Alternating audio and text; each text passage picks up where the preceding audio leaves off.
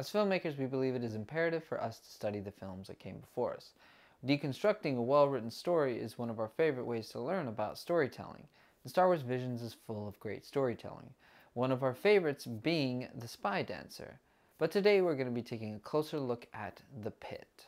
Season 2, Episode 8 of Visions, directed by LeAndre Thomas and Justin Ridge, written by LeAndre Thomas, brings us a story that uses sacrifice properly, making it meaningful to both the audience and the characters. We all know that at this point one of the tropes in Star Wars is the sacrifice of someone in order for our main characters to find their courage and the reason to continue on with their fight against the bad guys.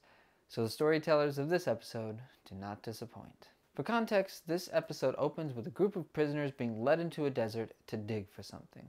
We find out later it's kyber crystals. The storytellers in this episode do a great job of giving you zero exposition.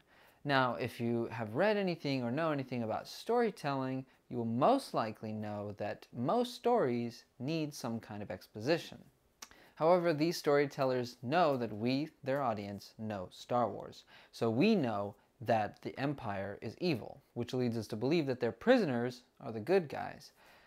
And with our prisoners digging for something, we get, without any exposition, the idea that this is just another example of the Empire's oppression.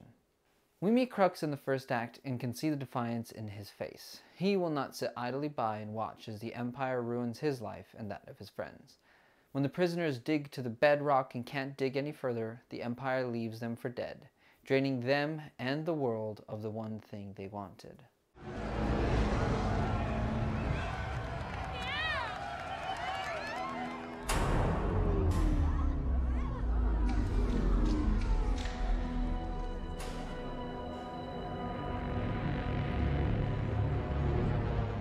The prisoners are trapped with no way out.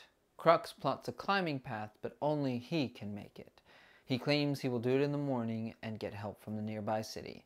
With the Elder being pessimistic, we get the setup for the heroic climb from the literal depths. Right? Listen to me. I've seen this story before.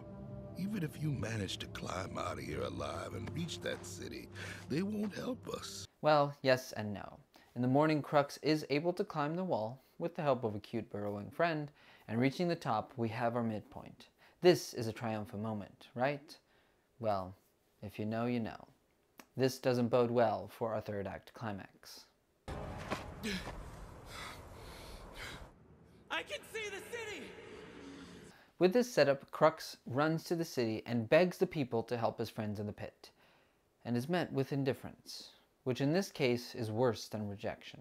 It's not that the people don't want to, it's that they don't care. And when people are in need, not caring is a less than human response. It is only after Crux stands up on stage and is impossible to ignore that anyone starts to listen. And with this plea for help, he draws the eyes of two stormtroopers, the last people he wants to see. He tries to escape, but he's been running to the city and is tired. He's caught, and we think, oh no, he's a prisoner again. However, the Empire isn't in the business of making people prisoners twice. And with the idea that Star Wars has always had a heroic sacrifice, we get it. And it's shocking.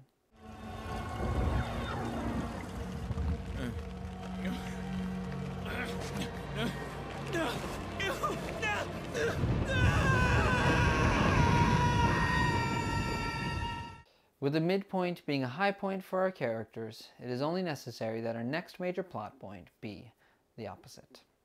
And with our supposed hero being the only one out of the pit, there can only be one outcome. The storytellers follow the Star Wars trope, and Crux is our sacrificial lamb. This sacrifice is devastating for the rest of the prisoners.